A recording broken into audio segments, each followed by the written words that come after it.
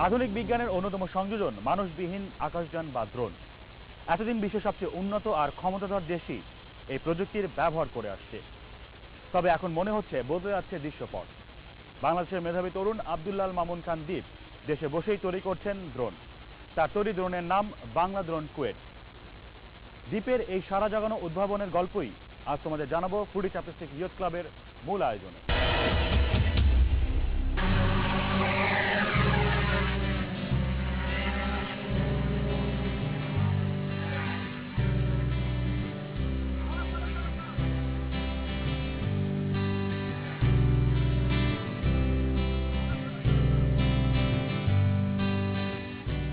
ছোটবেলা থেকেই দ্বীপের দুর্দান্ত আকর্ষণ হেলিকপ্টার দিয়ে আকাশে উড়ে যাওয়া। হেলিকপ্টার দেখলেই দারুণ রোমাঞ্চ বোধ করতেন তিনি। স্বপ্ন দেখতেন এমন কিছু নিজে তৈরি করার। এ স্বপ্নের রেশ ধরেই পড়াশোনা করেছেন খুলনা বিভাগ ও প্রযুক্তি বিশ্ববিদ্যালয়ের তড়িৎ কৌশল ও ইলেকট্রনিক্স বিভাগে। আর মাত্র 24 বছর বয়সে স্বয়ংক্রিয় বিমান তৈরি করলেন নিজেই।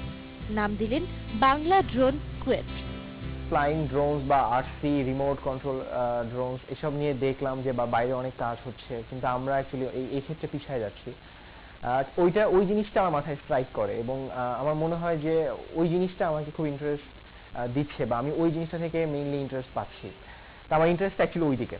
তো স্যার তখন আমাকে হুট করেই স্যারই নিজে বলে যে তুমি ফ্লাইং কিছু করতে পারবা, ফ্লাইং হেলিকপ্টার করতে পারবা, যেটা দিয়ে আমরা ভিডিও পাঠাতে পারবো এক জায়গা থেকে আরেক জায়গায়। যে স্যার আমি অ্যাকচুয়ালি কী ধরনের বানাবো বা আমাদের অ্যাকচুয়ালি অ্যাপ্লিকেশনটা কী হবে এই সব ক্ষেত্রে। তো স্যার আমাকে কিছু স্পেসিফিক অ্যাপ্লিকেশনের কথা বলে দেন।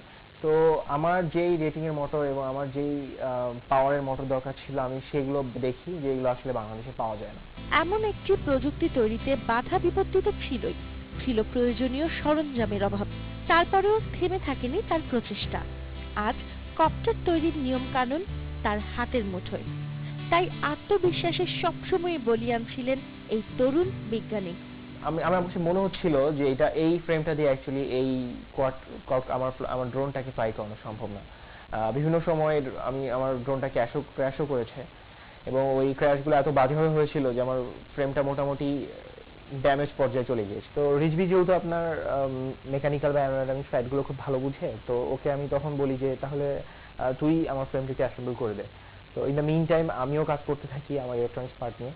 তো ও ফ্রেম যখন ফাইনালি অ্যাসেম্বলের কাছে হাত দেয় তখন আমিও দেখা যায় যে কিছু কিছু ল্যান্ডিং গিয়ারের কাজ বা মানে আপনার অ্যাসেম্বলির কাজগুলো করতে থাকি। ফ্রেম এবং ইলেকট্রনিক্স পার্ট একসাথে আমরা অ্যাসেম্বল করতে পারি এবং আমরা একটা টেস্ট বেড বানাই ফেলি যে হ্যাঁ আমরা এটাকে মোটামুটি এই জায়গাটার মধ্যে কনফাইন্ড রেখে আমরা কিছু ইলাস্টিক তার দিয়ে এটাকে বাঁধি আর কি, উপর থেকে বেঁধে দেন আমরা এটাকে টেস্ট করবো যে এটা কতটুকু ব্যালেন্স কন্ডিশনে আছে। তো টেস্ট বেড আমরা টেস্ট করার পরে আমি তখন বুঝতে পারি যে না, আমার এটা যথেষ্ট ব্যালেন্সড এবং আমার ফ্রেমে আমার কোনো আপাতত ভুল নেই, আমার যেটা মনে হয়েছিল আর কি। তো তারপরে আমি রিয়েল ফ্লাইটের জন্য আমরা পাশের যশোর স্কুলের মাঠে আমরা চলে যাই। তো ওইখানে গিয়ে ফার্স্ট ফ্লাইটটা ও নেয় আমার ড্রোনটা।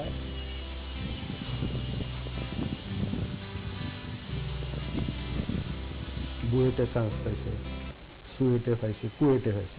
কুয়েটে আমার সাথে গেছিল, আমাকে বলে আব্বু আমি কুয়েটে ভর্তি হবো, কারণ কুয়েটের যে স্ট্রাকচারগুলা আর যে ওইখানে এনভায়রনমেন্ট অনেক সুন্দর, এটাই তাকে আকর্ষণ করছে। সে বুয়েটে না ভর্তি হয়ে তখন বলছে আমি যে সাবজেক্টটা পড়তে চাই ইলেকট্রনিক্স, সেটা আমি কুয়েটেই পাবো।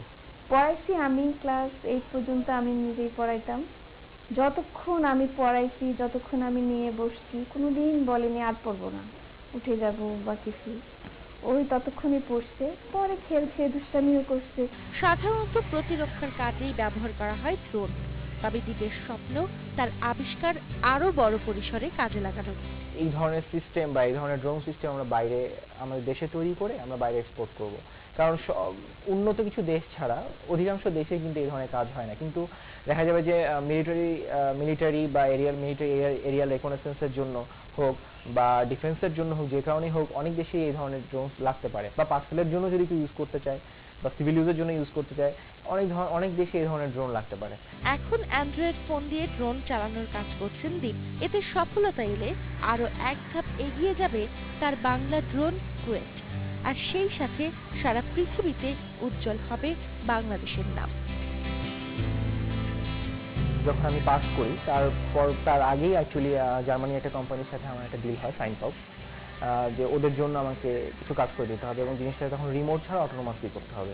আমার এই কাজের জন্য এখন আমার আর কোনো রিমোট লাগবে না, যে আপনি চাচ্ছেন যে আপনার বাসা থেকে এত দূর সে যাবে, সেই পয়েন্টে আপনি ক্লিক করে আবার চাচ্ছেন যে না এখান থেকে আবার ওখানে যাবে, এভাবে আপনি পয়েন্ট ক্লিক করে দিলেই হবে। বাকিটা সে অটোমেটিক করবে, মানে ওই পয়েন্টগুলোতে সে যাবে এবং গিয়ে আপনি যদি চান যে ওখান থেকে কিছুক্ষণ স্টে করবে ওখানে, তাহলে সে ওখানে কিছুক্ষণ স্টে করবে। আপনি যদি ডিফাইন করে দেন যে হ্যাঁ 30 সেকেন্ড ওখানে থাকবে, সে 30 সেকেন্ড ওখানে থাকবে। 30 সেকেন্ড ওখানে থাকার পরে ওই পয়েন্টগুলো ঘুরে সে আবার আপনার কাছে অটোমেটিক চলে আসবে এবং অটোমেটিক